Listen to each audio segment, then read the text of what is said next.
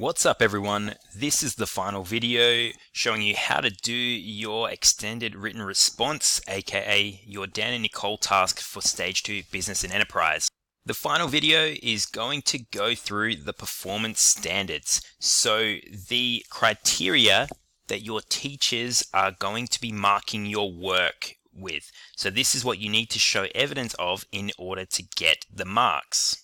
So let's start with the knowledge and understanding criteria, KU. So in this case, we've got KU1 and KU2. First one, pretty straightforward, understanding the nature and role of business and enterprise. If you understand the role of business and the nature of how a lot of businesses take their path, specifically in this case, how Dan and Nicole's business would unfold over time, then you should be able to show evidence for your marks. It's really about you knowing it and you demonstrating that understanding in your work. So that's a real simple one. KU2 is understanding and explanation of business structures, including those of small business in a global environment. So small business there is an interesting one to highlight because we are talking really about a very, very small business. Okay, we're talking less than 5 employees. So this one is extremely small and it's a startup. And the word business structures there, remember ownership structure, legal structure, business structure. We're all talking about the same thing. So if you know and understand these structures, not just getting a Google definition of them, but if you can actually show that you understand how they work and then apply that into your work, then you should get the marks here. I'll show you about how to get the different grades in a bit, but this one is all about knowing those structures, applying that into your work. So it does require you to go a little bit further than just turning things into your own words. Analysis and evaluation. So this is an analytical report requiring you to do some analysis on the situation. And if you remember back in the first video, you are required to analyze and evaluate 2 particular forms of ownership structure. So it's asking you to do what it says in the performance standards. So AE1 is all we're assessing in this task. Analysis and evaluation of the factors involved in current trends, opportunities, and key issues affecting business and enterprise.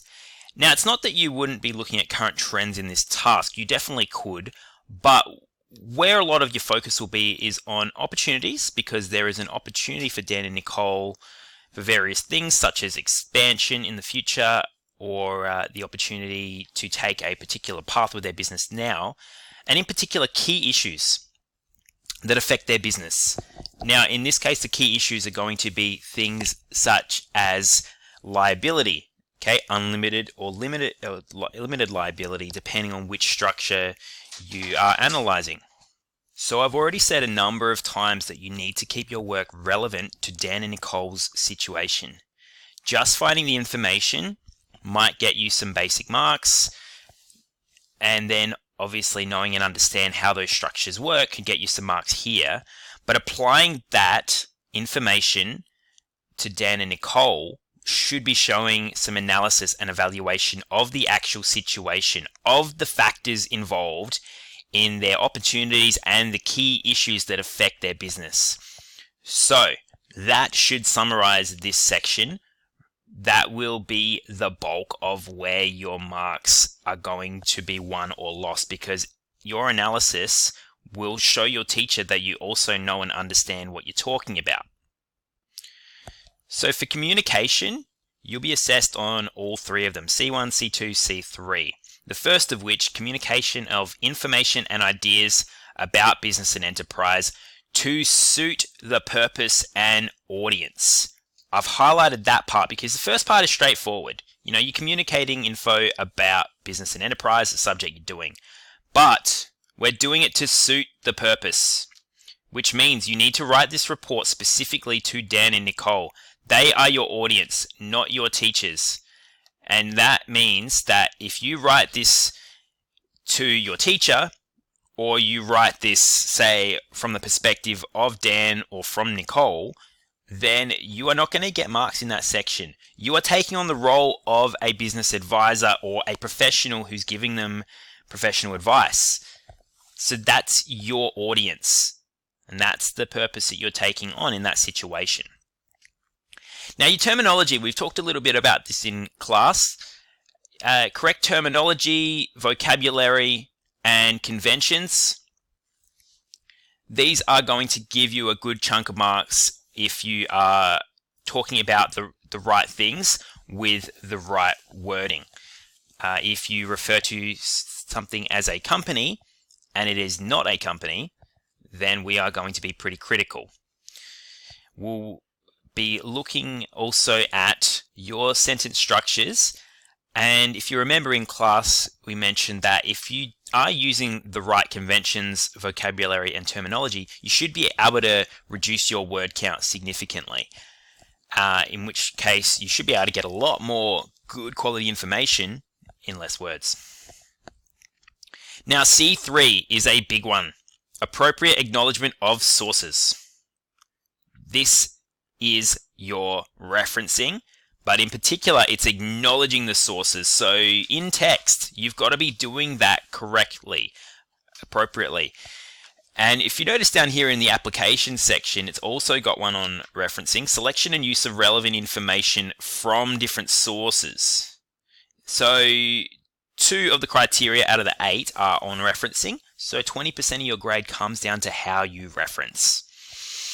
And referring to the application AP2, application of knowledge and understanding of relevant business ideas, concepts, and practices. That means that if you know and understand what you're talking about, you've also got to be able to apply that knowledge and understanding into your writing and communicate it well. You see how a lot of these go with each other. So most of those as they are should get you around about a C grade. I'm not going to talk about D's and E's because none of you are going to be getting those grades. We're going to focus on the higher levels though, B's and A's. Just looking at the wording, sometimes you'll get some quite clear explanations on them. Other times it's a little bit more advanced in the wording. But usually you've got things such as well-informed or well-considered in the B category. So if we think that you've had a pretty good consideration in your analysis and evaluation, we should be able to mark you a B in that section. And the same might be for your knowledge and understanding. We would expect proficient use of conventions and vocabulary terminology to give you a B, and to notice in the A, it is comprehensive and highly proficient. Notice how it's just a change in the wording. It's showing that it's a bit more advanced to get into this A category. You'll also notice that a lot of the A category might use multiple words. In this case, proactive and focus selection. Consistent and appropriate. Comprehensive and highly efficient. Or highly proficient. Perceptive and discerning. So they all have their uniqueness about them, but a lot of them will have multiples. It's more about going, well, okay, is this consistent and appropriate? Is my acknowledgement of sources consistent and appropriate? And notice here it also has the word a range of sources. Okay, as you go down, it's for a C category, mostly appropriate acknowledgement of different sources. Some acknowledgement of sources. Limited acknowledgement of sources. They coincide with what we're expecting at each of the grade bands. So work through the performance standards, but mainly we want you to be aware of what we're actually marking, and that should give you an idea on what to focus on. So have fun writing.